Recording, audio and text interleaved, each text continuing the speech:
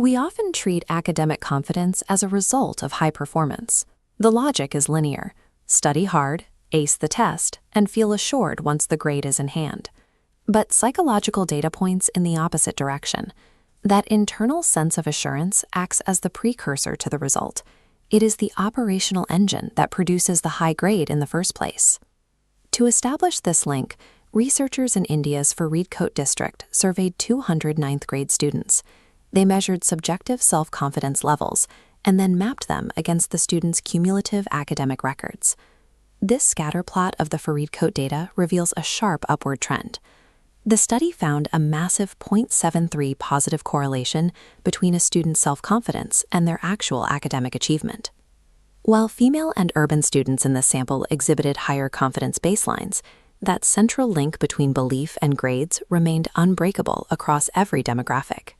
High confidence consistently paired with high performance. Statistical correlation, however, isn't proof of a mechanism. To see why this happens, we have to look at the invisible psychological machinery that turns a positive feeling into a correct answer on a test. Psychologists distinguish general self-esteem from a much more functional framework called self-efficacy, a concept pioneered by Albert Bandura. Self-efficacy is specific. It's the internal assessment of your ability to complete a distinct task, like solving a complex equation or articulating a clear argument in an essay. When a student with low self-efficacy hits a difficult problem, they process the struggle as proof of missing talent. They feel locked out.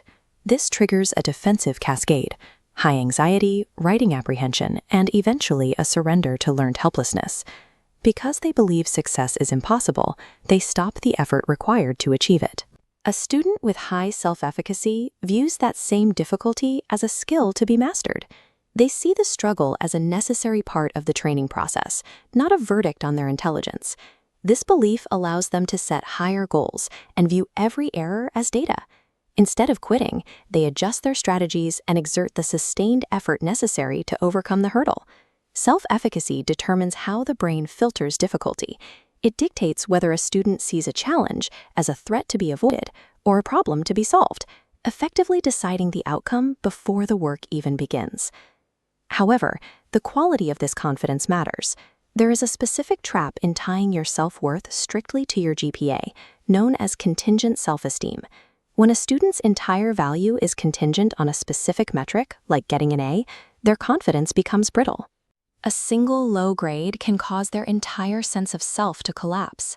Students focused on these validation goals perceive criticism or negative feedback as a personal threat. Instead of seeing a teacher's notes as a chance to learn, they see them as evidence of failure. This leads to a strange outcome. To protect their fragile self-esteem, these students will often avoid the most challenging coursework, choosing easier subjects where the risk of failure is lower. Resilience requires learning goals, where confidence comes from the capacity to grow. In this mindset, the inevitable struggles of school don't destroy the drive to succeed, they fuel it.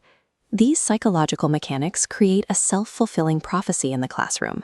Belief dictates effort, effort dictates academic outcome, and that outcome reinforces belief. Confident students succeed because their belief demands persistence. Over years of schooling, this creates an upward spiral. Successfully navigated struggles add resilience, making the next, more difficult challenge feel manageable.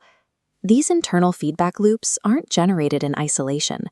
They are built by the surrounding environment, a fact highlighted by research into the educational resilience of African American male students. When teachers view academic failure as a norm for certain groups, students often develop a learned helplessness that limits their coping abilities.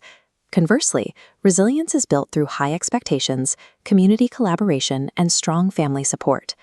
Studies suggest that focus should remain on alterable characteristics, like a student's specific strategies and daily effort.